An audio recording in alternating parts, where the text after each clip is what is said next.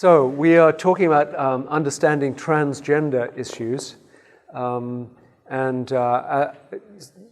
the information that you have about me, my own background is originally in medicine and then psychiatry, and it was back in the 1970s that when I was starting to study psychiatry that I first met my transgender patient, a young married Christian man who wanted to go for a sex change operation. And I knew nothing at all about it. And I must confess, I haven't had a lot of experience of dealing with people like this. The other day, a few months ago, a couple came to me with their 12-year-old son who was dressed as a girl and wanted to be acknowledged as a girl, and was trying to persuade her parents to let her have a different name and a different identity and eventually have a sex change operation. So we have individuals obviously coming distressed and confused about their gender. We also have the huge cultural shift in our thinking and many, many influences such as these with Bruce Jenner wanting to be Caitlyn Jenner, previously a decathlon Olympic medal winner in 1976. We have the Orange is the New Black Star, Laverne Cox, featured on Time magazine cover with the title, The Transgender Tipping Point, America's Next Civil Rights Frontier. And by the way, I might say at this point, I'm obviously doing this living in America, although I have lived a lot of my life in England. Living in America for the last 24 years and having dual nationality, I'm giving this to you from an American's perspective. So you will have to translate it into your own European culture, because the illustrations that I have are mostly from the other side of the Atlantic. But I would imagine you get a lot of these on the internet anyway.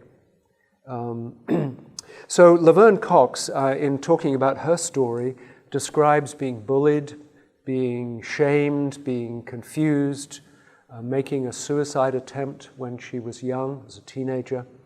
And she said, now, having changed, I feel like myself, and I feel pretty integrated. Like the person that I am inside is who the world is seeing, which feels calming. And then we have a lot of movies like Boys Don't Cry and Trans America and Normal and Oprah shows and this movie, The Danish Girl, and then a New York Times bestseller book, Becoming Nicole. This is the same person on the cover, just changing gender, which describes a very personal story. And then the TV show, is it a movie? Transparent, I guess it's a TV show, isn't it? And then we have, as you've been hearing from across the Atlantic, all the debates about bathrooms, as they are called in the United States, and whether these should be restricted to the person's biological sex or whether they can be shared by someone who's transgender. So I need to introduce you to a little bit of the language, because we've got a whole lot of words that's suddenly thrown into our culture that we have a hard time knowing. And the world of trans involves this word cisgender, which means most of us here who are content to be what our body tells us we are. So our brain and our body give us the same message. I'm a man, you are a girl, a woman. Transvestism, well, I'll come back to defining these terms a bit more in a moment, but the terms transvestism, transsexual, gender identity disorder, dysphoria, gender ambiguity, gender fluidity, we're all having to learn what these mean. Just historically, before I come back to the words again, transgender activism really began in the 1960s. As I mentioned, I can remember sex change operations being talked about in the news in the 1970s. I had this patient in the psychiatric clinic. The T was added to LGB. And then, of course, now we have LGBTAI and on and on. So Facebook tells us, with many variants. And then in the 1990s, we have what were called transgender studies emerging in academia, emerging from what were called feminist and queer studies, raising all the issues that we've got used to in relation to homosexuality. In other words, accusing us of being a heteronormative culture. And we need to be more open to allowing other people to be seen as normal, not just heterosexual people. And they say, of course, that gender is a social construct rather than a biological reality. Now, you saw that little clip, did you, at the plenary about 2 or 3 nights ago, the really humorous clip of the guy interviewing people about their gender and sex. That was absolutely brilliant. And just go back and view that again, and it's such a good example of where our culture is, that in a way nobody is allowed to say what is normal. We're not sure what normal, right or wrong are. Are we male, female, or are we just non-binary in our sexuality? So that's the way we're all moving, and but one thing to remember in all, I haven't been following up with this, have I, with the PowerPoint, sorry. The internet, of course, has spread the news of all this and created a whole, both homosexual community and transgender community and connection. So this has made the political power of that movement much stronger. The trans culture, many of the folk, I have a friend who works in Philadelphia, and she's African American, she's a singer. She was actually here a few years ago. And she has a lot of friends in the transgender community, and she says they feel like a very persecuted community, a lot of discrimination. And she says they feel discriminated against by the gay community as well as the hetero community, interestingly. So they're sort of dividing up into 3 communities. So that they have identity struggles, they feel rejected by the church, there's a high rate of violence against them, a high rate of suicide. About 40% of people who struggle with transgender either attempt or commit suicide. And now they are pushing for language to be changed, so that it's no longer he and she, but they is the popular pronoun.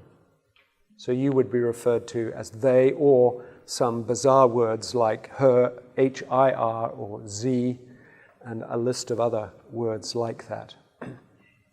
So we have this gender spectrum, this continuum, this web of relationships, this tribe, all sorts of words are used.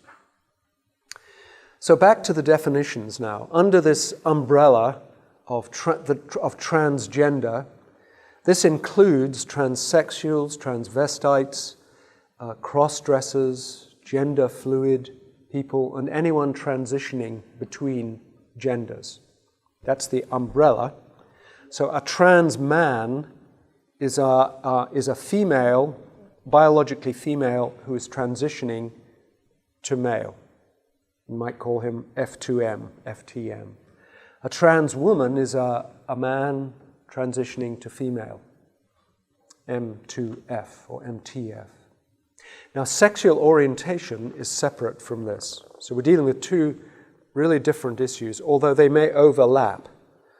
So it gets really confusing when you have a trans man, say, attracted to a heterosexual woman, or a trans woman attracted to another trans woman.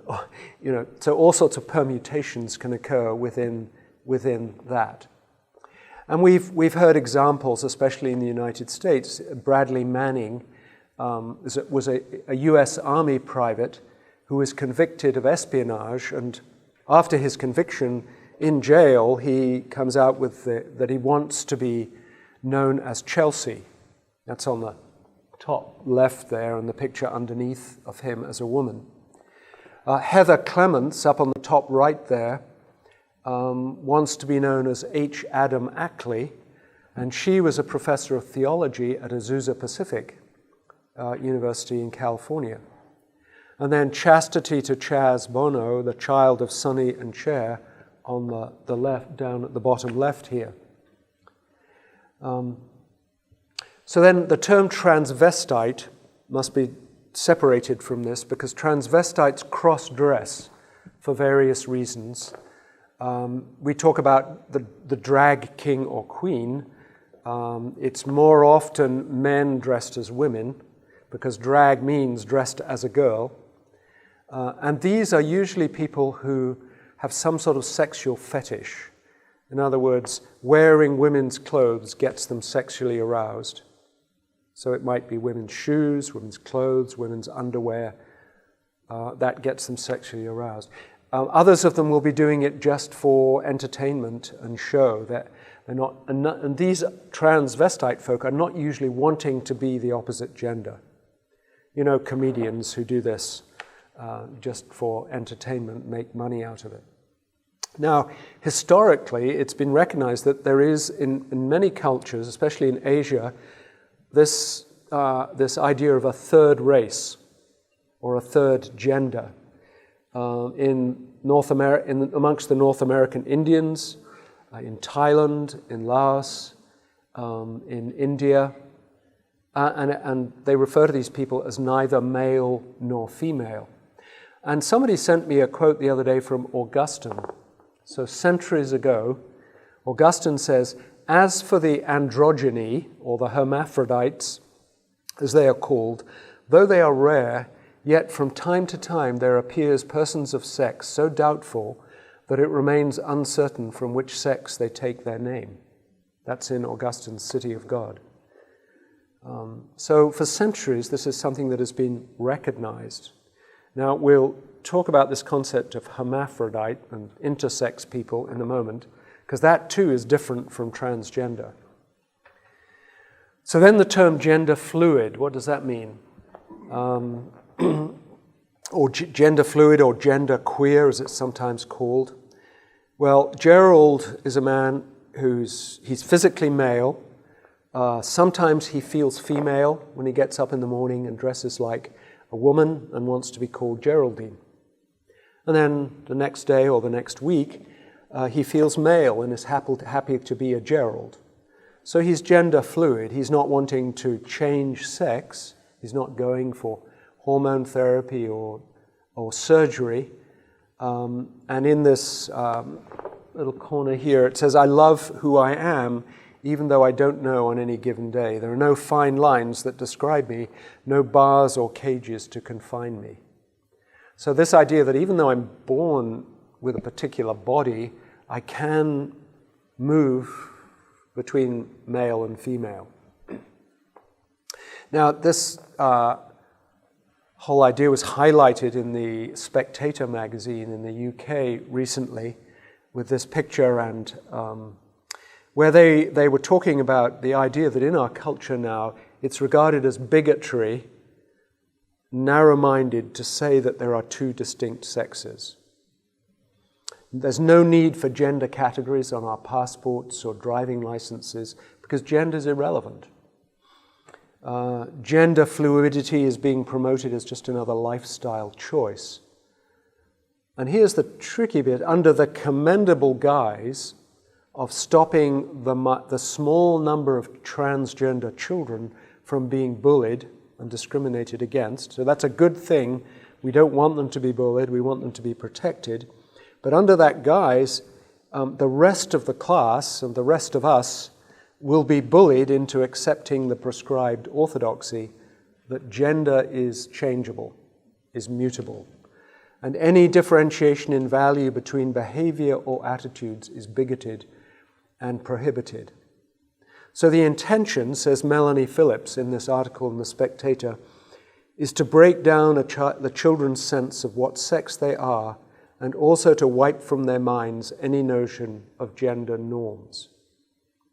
So this is the educational agenda. We've already had the gay agenda in schools. Now we have this new transgender educational agenda. Then we come to gender identity disorder.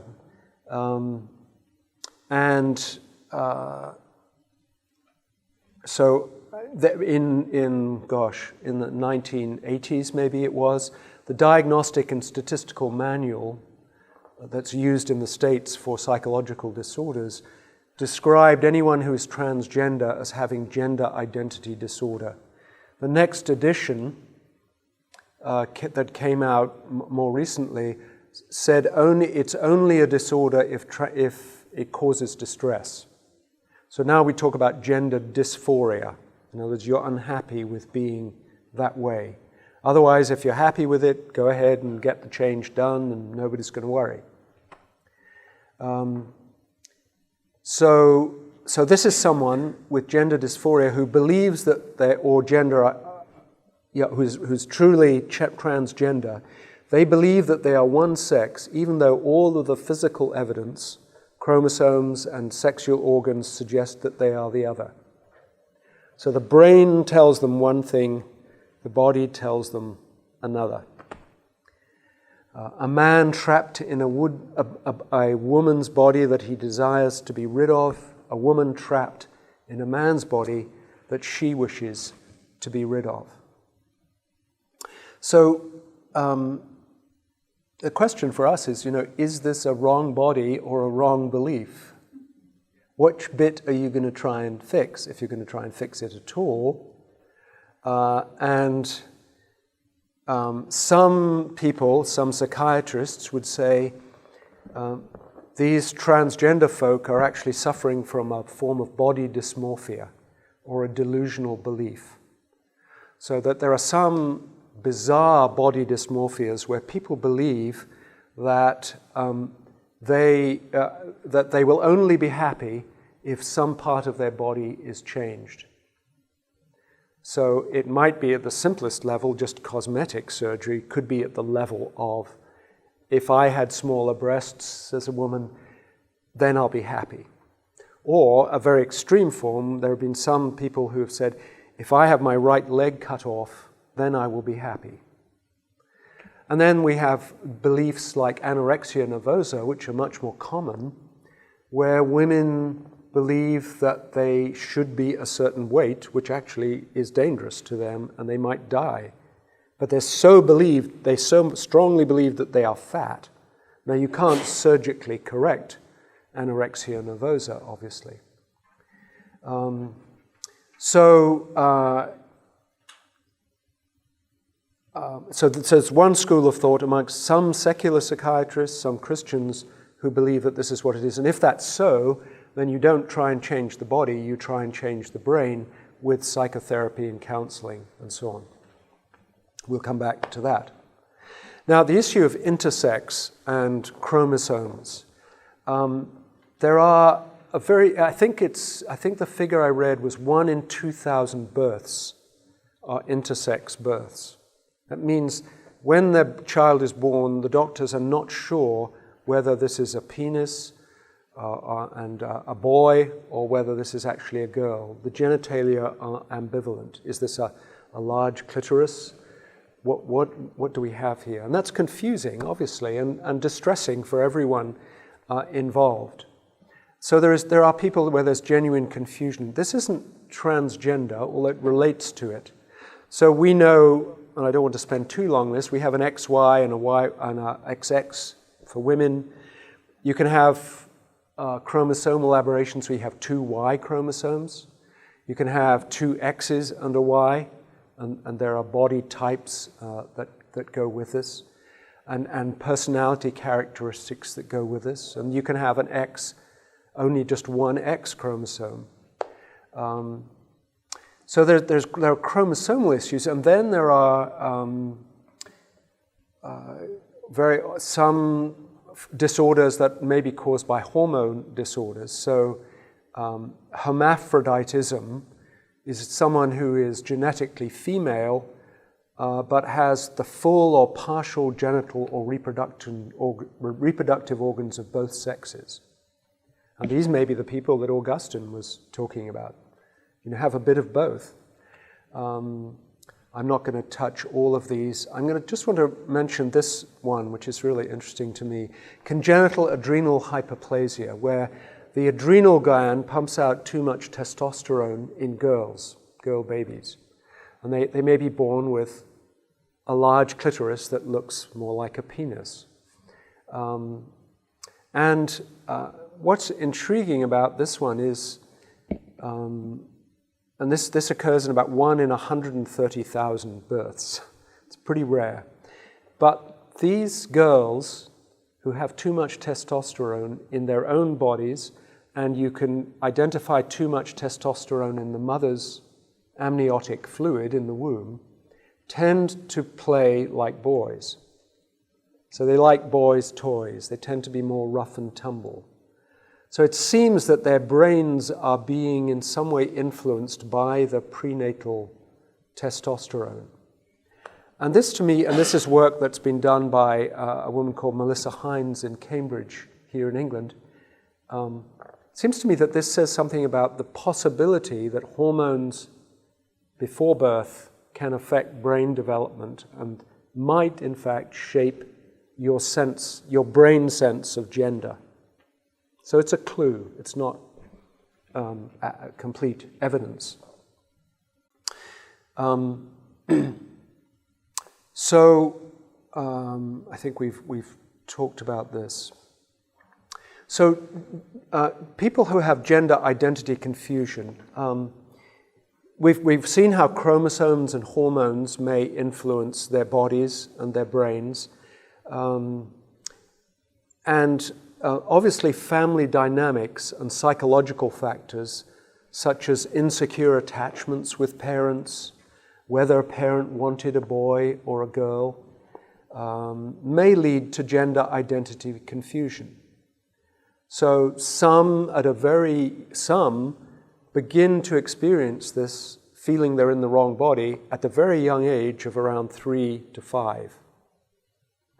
So when they become aware of their gender. And I'll come back to those in a minute. For some, it occurs later, in their teens, around 12, 13, 14, maybe around puberty. Now, for children, life is pretty complicated. When this starts around the age of 5, we find, there are a number of studies here, and I hope this doesn't get too scientific, but we need to be looking at the figures as accurately as we can. Somewhere between 2 to 7% of boys under 12 display cross-gender behaviors.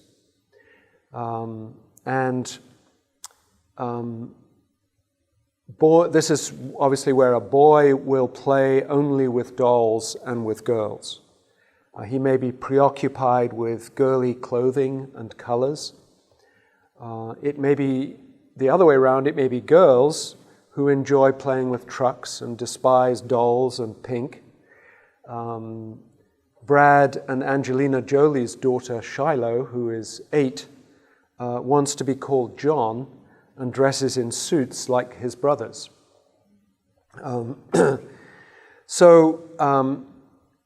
Kenneth Zucker, who is head of the Gender Identity Service for Children at the University of Toronto, has done quite a lot of study on this, and he's perhaps one of the more conservative in the secular culture. I don't think he's a Christian.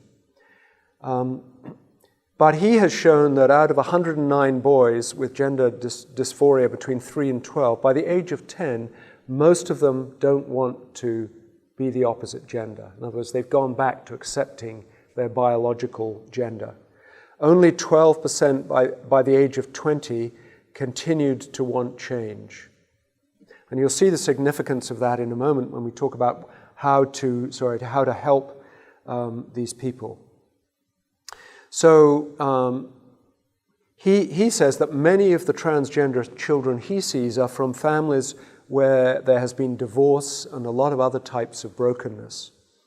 And he suggests, for example, that where there is where you have a sensitive boy, and some boys are born very sensitive, some girls not sensitive at all, but where you have a sensitive boy who has an insecure relationship with his mother, for example, the mother may be angry quite a lot or depressed, which makes the boy very anxious.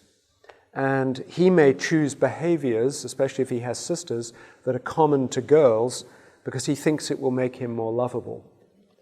So it's a way of coping with his anxiety. So here again are some of the possible psychological roots, because really we don't know for sure what causes transgender. Now, a study in the Netherlands found that 16% of children, transgender children, persisted into adolescence with this gender dysphoria, but 75 to 85% of them resolved by adolescence. But intriguingly, the number of children in this group that resolved who went on to be homosexual or bisexual was quite high. 25 to 75%.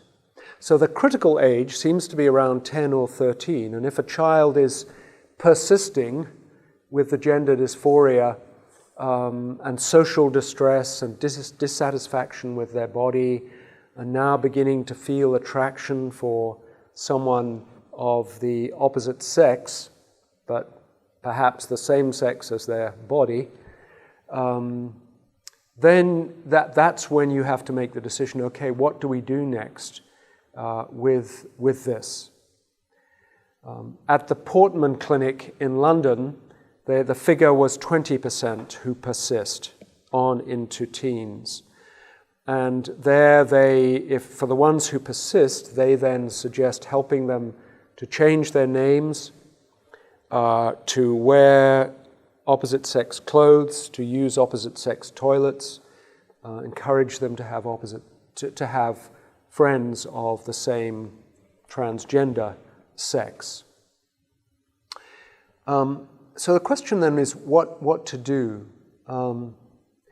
And most people now would say, well, okay, if a child is transgender, relate to the children as intersexuals until their gender becomes clear, because you don't know which way they're going to go. So don't try and force them either way. Others would say you need to intervene now, and this would be Zucker in Toronto. And there's a controversy of how active to be, and he would take a pretty strong behavioral line. And he talks mostly about doing this in young men who want to become women. He says you need to do things like fostering the positive relationship with their father, fostering a positive relationship with their male peers, gender-typical habits and skills, gender-typical play, positive feelings about being male. All of these things you need to help them to develop, rather than just remaining completely neutral.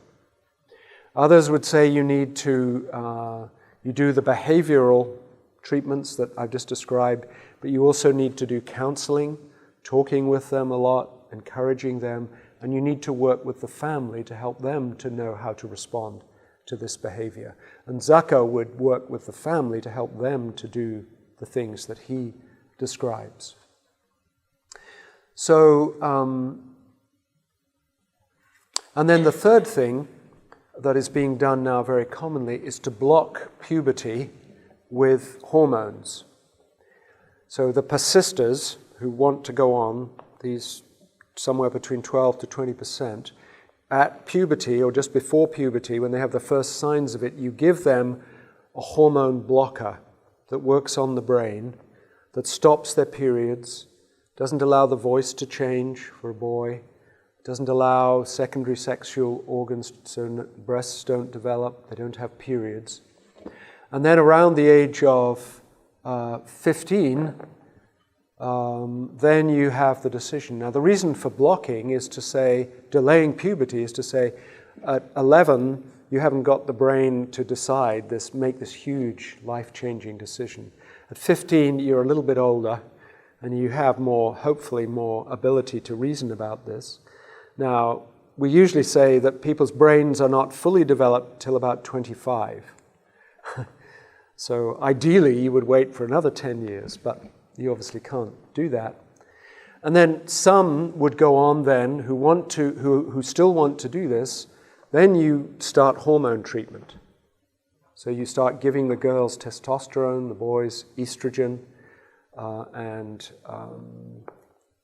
you encourage them to be cross-dressing, getting used to that lifestyle, having the transgender name. And then you might go on to transgender surgery. And I'll say a bit more about that in a moment, sorry. So in this, what is important now is to look at both what is done and what the results are of this. Does this actually work? Before I get to that, just one brief example. Skylar is a boy, but he was born a girl and lived as one until the age of 14.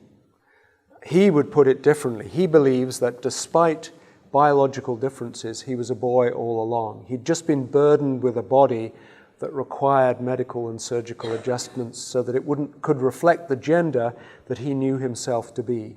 So at 16, he started getting testosterone injections every other week, and just before he turned 17, he had a double mastectomy.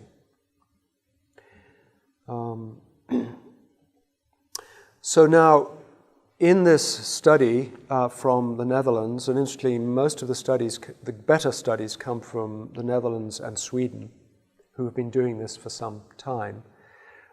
55 young transgender adults, 22 trans women, 33 trans men, persisters since childhood, had puberty suppression around the age of 13, and then began cross-sex hormones at around the age of 16 and a half.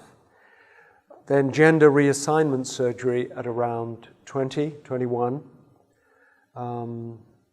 And they found that their psychological and subjective well-being was improved. They felt better about themselves, they were less depressed, anxious, suicidal. And almost all of these young people had good support from their families and friends, and none of them regretted the change. Now this is intriguing, and it's fairly short-term results. Okay, so this was in September 2014. These people had fairly recently gone through this. So the question comes, okay, when you've wanted this for so long, and if you watch documentaries about these children, the persisters are so passionate. It's almost an obsession for them. So they've got what they wanted now. No wonder they are feeling satisfied, feeling good about this in the short term. The question comes, what happens in the long term? What do we know about that?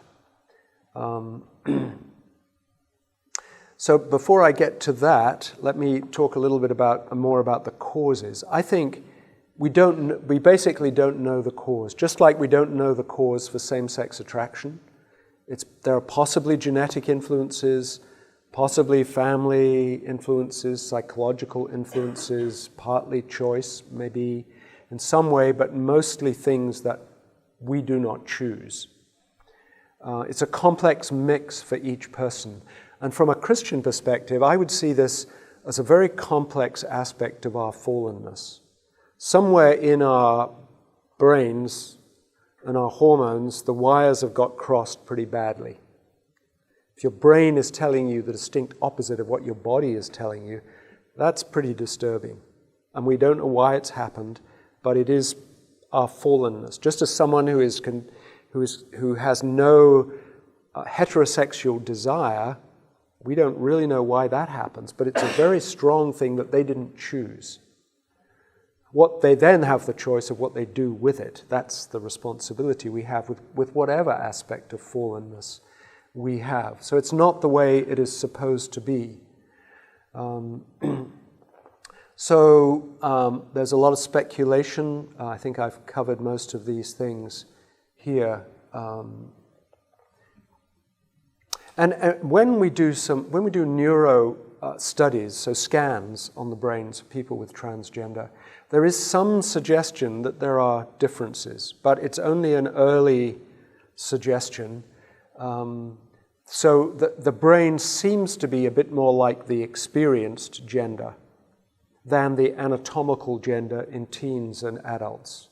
So if you compare cortical thickness in boys and girls, in a transgender, I get confused myself when I start talking about this, transgender woman, so a man who's transitioning to a woman, her brain will be more like a woman's than a man's. But there's quite a spectrum on this, because there's not a distinct difference. And also the response to certain pheromone-like steroids, the response, intriguing experiments that are done, the response to echo-like sounds in the inner ear, which is quite different in men and women, suggests the same thing.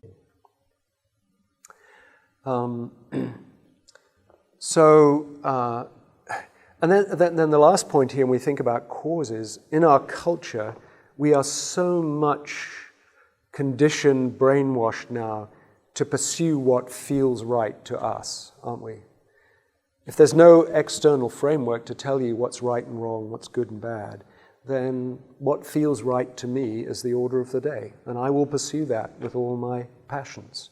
And this is another area, I think, where many young kids are getting confused, because maybe this is an option for them, even if they've never felt it very strongly, just as homosexuality is more open now for people. So going back to the treatment, you can see that the sex change process is a gradual one, from practicing cross-dressing to taking hormones that change secondary sexual characteristics. And then a lot of people don't go beyond that.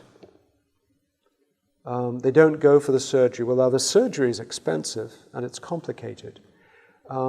So quite a number of people have upper body surgery only. So a trans man, a woman turning into a man, would have his breasts removed, but wouldn't do anything else. Some go on to the final lower half surgery. So for a surgery for a female to become a male is a 3 to 6 stage process. $100,000 or more. And there are many complications that might occur. So can you imagine creating a penis for a woman or creating a vagina for a man? The cosmetic surgery in that, it's very sophisticated now what they do. It's remarkable what they do. But the question we have to ask, is this a simplistic, just because we can do it now, is this a simplistic solution to a very complicated identity crisis? So let's look at the long-term effects. And this is a research study that was done from Sweden. Actually, I haven't got to the Swedish one yet. Just a few comments about research in general in transgender. 75% success rate reported when you look at a lot of studies. But most of the research is not good quality and is quite contradictory. So Johns Hopkins, that my friend referred to, in the 1970s they closed down their program and have kept it closed because they say this is not the appropriate treatment for someone who has a psychological disorder, and the long-term results are not good. They said most of the surgically treated patients described themselves as satisfied by the results, but their subsequent psychosocial adjustments were not better than those who did not have their surgery. A 2004 UK review of 100 international studies found no robust evidence that surgery is effective. But Kevin Wiley, in the face of that research, now he's supposed to be a scientist, he's the chair of the Royal College of Psychiatrists' Working Party on Gender Identity Disorder, claimed that all his patients' lives have drastically improved. Who do you believe? But all the people who look at the research say the research is very difficult and much more is needed. So how do we identify the likely successes? And often in the studies that have been done, the ones who are chosen for the studies are the ones who have the most likelihood of succeeding. They have the better families, they have more money, more support, they're not so disturbed before the surgery as some of the others. So there's a little selectiveness there. So this study from Sweden that was published in 2011, a national study, they've been doing this for years. They followed them up from 1973 to 2003. So what's that, 30 years? Yeah. And a good number of patients. And they found, in general, high satisfaction and low regret. But when you look at the actual, you find that this transgender population had, before surgery, before sex change operation, had 4 times the rate of the general population of psychiatric hospitalization. Now, many people say that's because they're transgender. They get more depressed, more anxious, more suicidal. But the rate did not go down. If anything, it went up long term after the change. So this is where we're getting into, in the long run, is it good? After sexual reassignment surgery, these people had 3 times the risk of all causes of mortality after 10 years. So whether heart disease, cancer, or suicide. Now, one of the reasons for that could be taking the hormones and taking them permanently does damage to your body. So you have to be willing to accept that risk of a higher mortality if you want to go through with this. And the suicide risk, especially in the male to females, was high after 10 years, higher than it had been before. It was higher in the early years of the study than the later years, and they say that's because in the later years they were giving people more support post-change.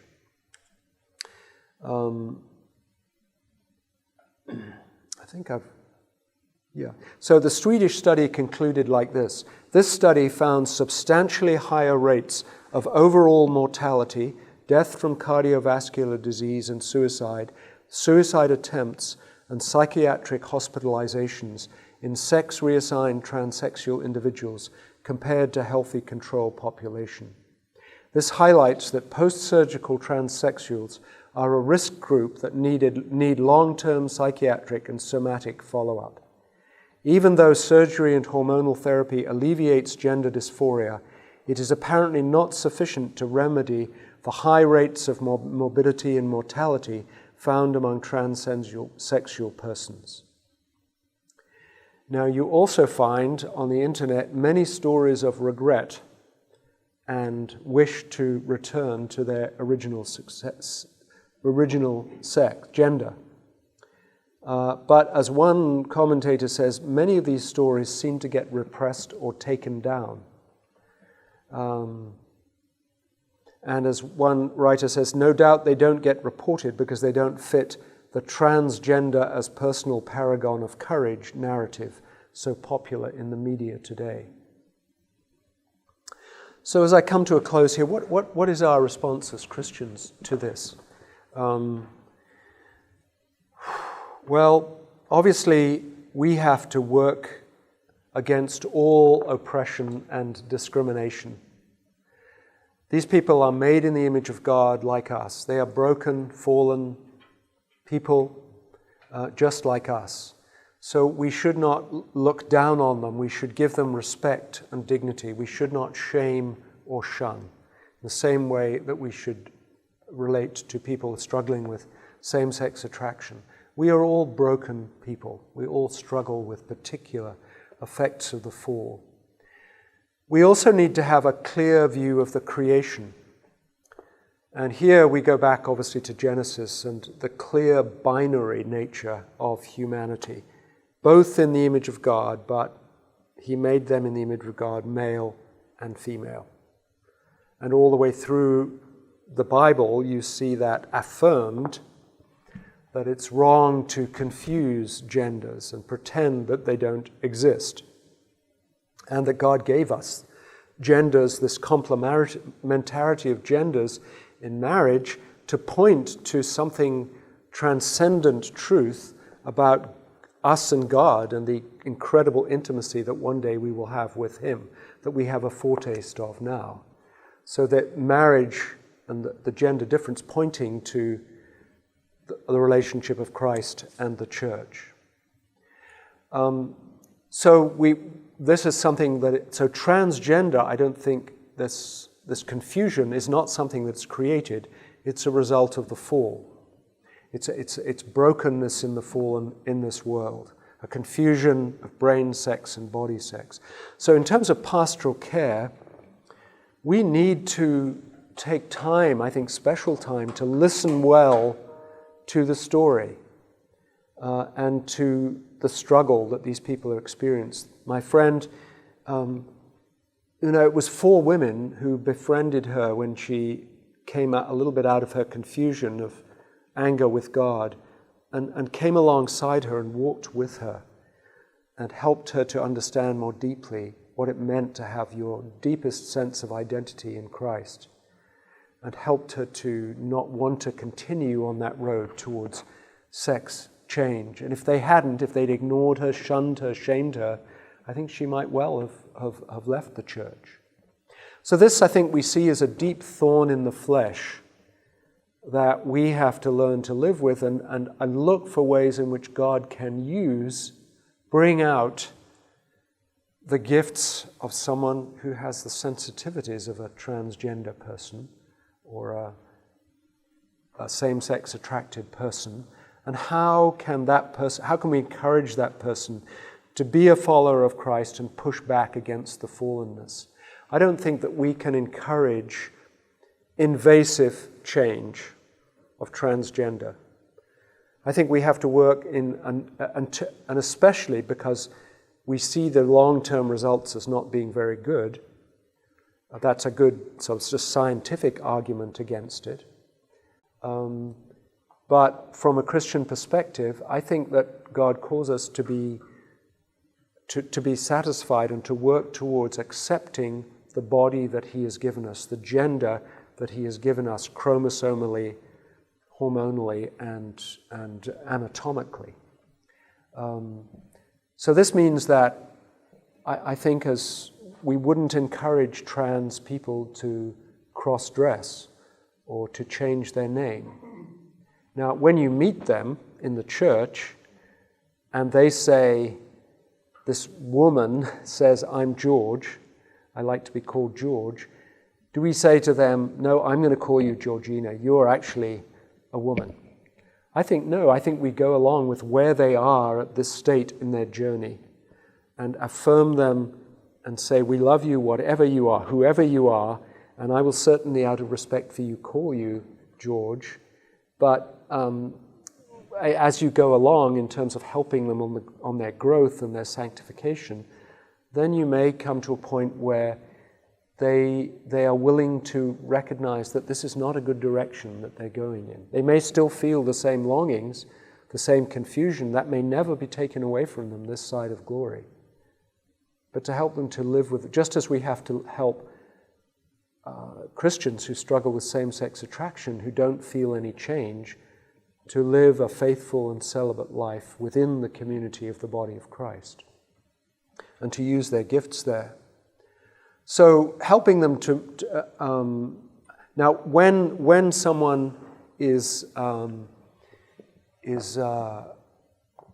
has been through a sex change operation and has come to your church and become a Christian, what on earth do you do then?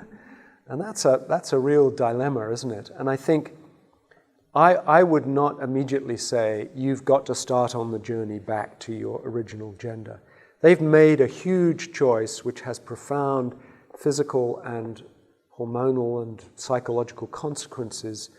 And maybe until the Lord redeems them completely in heaven, they have to live with the consequences of that. But they could, if they so chose, and realized or felt called to do this, go back through the process again. It would be very expensive and a major identity adjustment. So it's not an impossible thing to do. I just, in my own thinking at the moment, I don't think it's something we should say, this is what God is calling you to do. The Bible tells me so. So helping them to move towards a deeper identity and sense of meaning and being part of the community. So I had someone who said to me the other day that a woman came to their church and settled into the church, and then she became was asked to be a community group leader by the elders. And she said, well, I need to tell you something before I do this. I was actually born the opposite sex, and I've had a sex change operation. Will you still allow me to be a leader, a group leader in the church? That's quite a question, isn't it, for them? They did allow her to. She was obviously had a deep relationship with the Lord, had done this before she was a Christian. I had a pastor call a while back about a friend of his who was an elder in his church who was cross-dressing.